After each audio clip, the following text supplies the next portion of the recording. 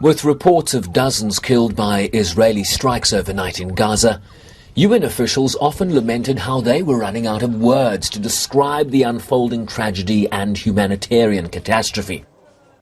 Expanded military operations in Gaza City will have devastating consequences. Hundreds of thousands of civilians, already exhausted and traumatized, would be forced to flee yet again, plunging families into even deeper peril. This must stop. At the same time, we have seen yet more unconscionable Israeli strikes, including earlier this week at Nasser Hospital in Khan Yunis. One attack was followed by another, killing civilians, including medical personnel and journalists, who were carrying out their essential work, all with the world watching.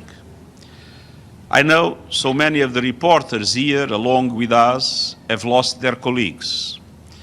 These attacks are part of an endless catalogue of horrors. There must be accountability. He referred to the provisional measures handed down by the International Court of Justice in January 2024 at the behest of South Africa's case alleging genocide by Israel in Gaza, including that Israel ensure unfettered humanitarian and medical assistance to Palestinians without delay, measures that have not been implemented to the letter of the ruling. Let's be clear, the levels of death and destruction in Gaza are without parallel in recent times. Famine is no longer a looming possibility, it's a present-day catastrophe. People are dying from hunger.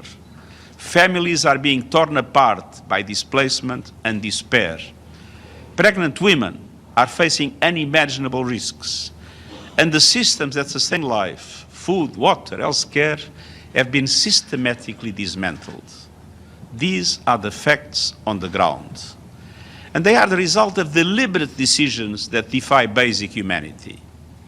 Israel, as the occupying power, has clear obligations. It must ensure the provision of food, water, medicine, and other essentials. It must agree to and facilitate far greater humanitarian access.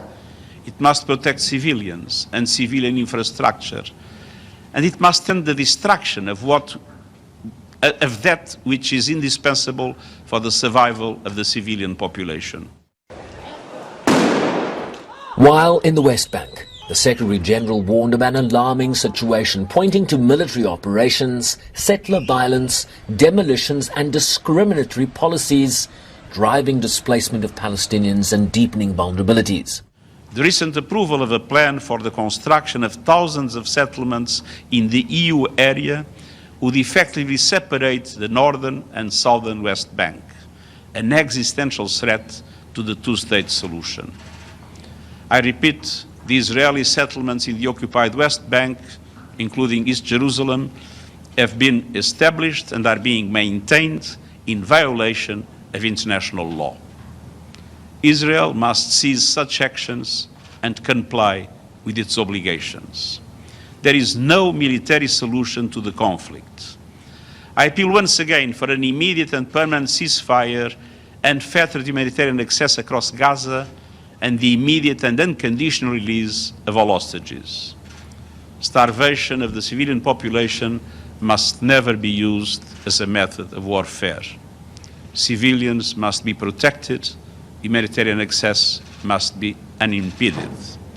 No more excuses, no more obstacles, no more lies. Another day, another statement, amid famine and starvation.